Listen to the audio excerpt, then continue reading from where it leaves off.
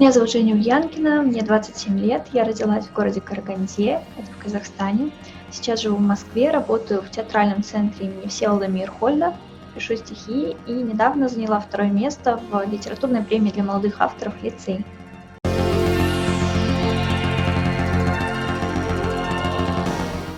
Я пишу стихи давно, еще со школы, наверное, все как у всех, 14 лет, неразделенная любовь, в общем, ничего особенного.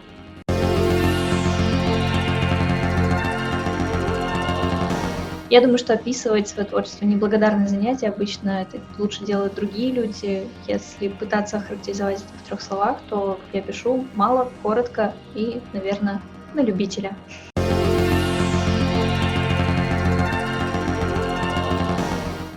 Мне кажется, чтобы найти свой стиль, нужно прежде всего читать, причем не только классику, но и в основном то, что пишется сейчас, современных авторов, потому что когда ты очень хорошо представляешь, в каком поле ты работаешь, что происходит вокруг, тогда у тебя есть шанс найти собственный голос в этом поле, не повторять за кем-то одним, вообще ни за кем не повторять, а найти действительно какую-то свою дорогу, которая будет только-только твоя.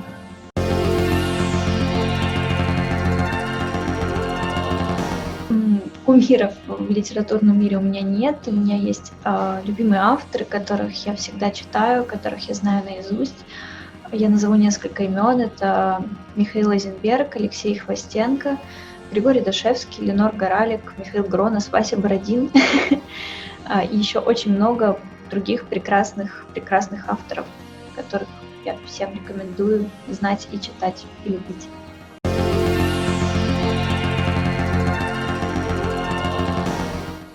Не знаю, как на меня повлияла самоизоляция. Наверное, стала немножко больше писать, потому что в обычном режиме всегда голова занята какими-то повседневными делами, работой, а здесь появилось больше пространства, больше времени для каких-то других мыслей.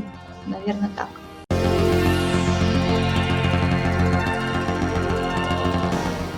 Я не стремлюсь ни к популярности, ни к тому, чтобы стать классиком, чтобы меня там читали через 50 лет в школе. Мне кажется вообще, что об этом не стоит думать, что бы ты ни делал, проза, стихи, табуретки, вообще не стоит думать о том, как все повернется дальше. Нужно просто делать то, что ты делаешь, делать это хорошо, честно, и, может быть, тогда что-то получится.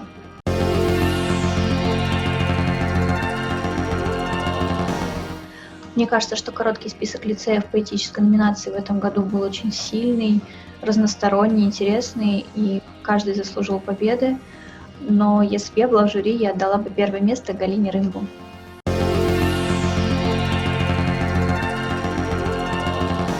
Начинающим авторам я бы посоветовала очень много читать. Причем читать не только то, что вам комфортно, то, что вам заведомо понравится. Старайтесь открывать новые области, новых авторов.